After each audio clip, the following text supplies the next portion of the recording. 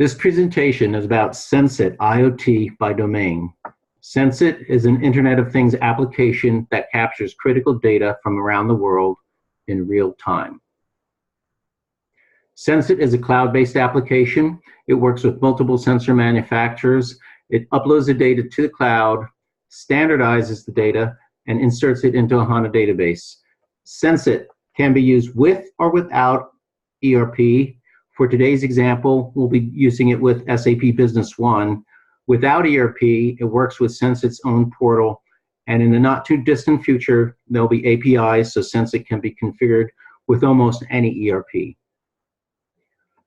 For today's example, we'll be measuring these: location, which will be longitude and latitude, temperature, humidity, and the impact as measured in G-force or gravitational force. Today we'll be following this fine cabinetry from Lancaster County, Pennsylvania to Dallas, Texas. So why would we want to condition monitor cabinetry? Several reasons. One is just general impact can damage the cabinets and the drawers. They can be knocked out of square, or they can be marred up, damage the face.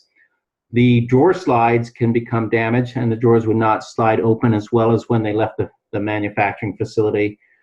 Temperature, cabinets are made of wood. Wood is a living organism, and in hot temperatures it expands, but the finish does not expand, so it can lead to a finish issue.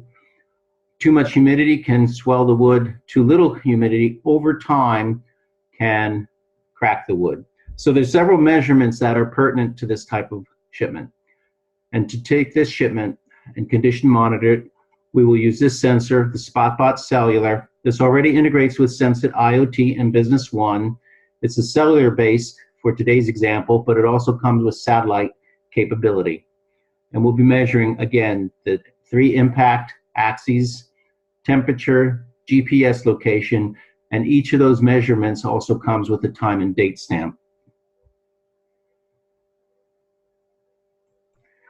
In SAP Business One, we attach a sensor to a shipment, a delivery note. So this is a typical SAP Business One delivery note. We'll create a packing slip, and we'll put that cabinetry on a pallet.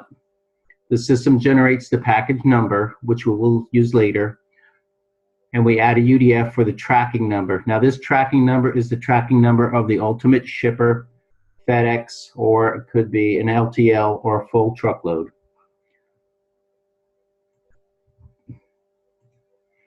We add a new screen to SAP Business One that we use to attach a sensor to a package. In this case, there's package 1 that we just saw. But as you know, there can be multiple packages on a shipment. Each of those packages could support a sensor. So on any shipment, you can have 1 or more sensors. Again, we're using the Spotbot Cellular. It is in this company Stylecraft's sensor inventory. So there are drop downs to select it for any given shipment.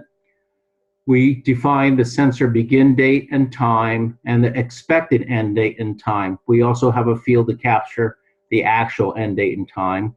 We define the product as hazardous and or perishable, in this case neither. And then we define the thresholds, which are very important, especially for the alerting and alarming mechanism. We define a minimum temperature and a maximum temperature, a minimum humidity and a maximum humidity when pertinent. And then we also define the maximum G-shock levels on those 3 axes, X, Y, and Z. In this case, we're setting it to 20 Gs. Also, we set the summary frequency, and what that means is how often do we send a message up to the cloud. In this case, that's 1 hour or every 60 minutes. And we have the starting battery life. There is a definite trade-off between the summary or the time frequency that a message is set up and the battery life. The more messages, the shorter the life. In this case, with the Spotbot Cellular, with new batteries, it lasts about 80 days. So let's follow this shipment.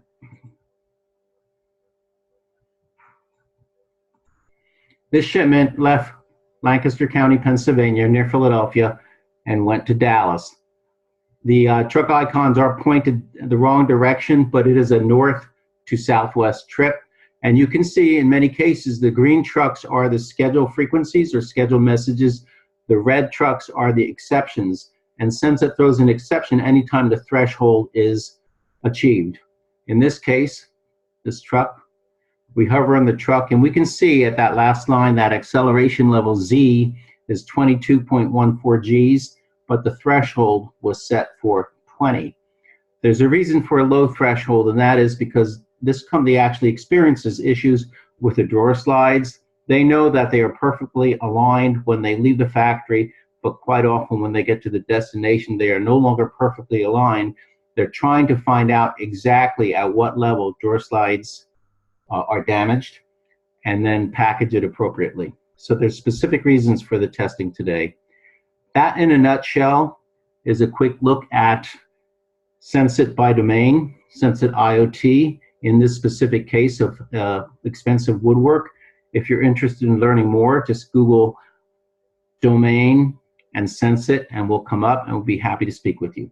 Thank you for your time.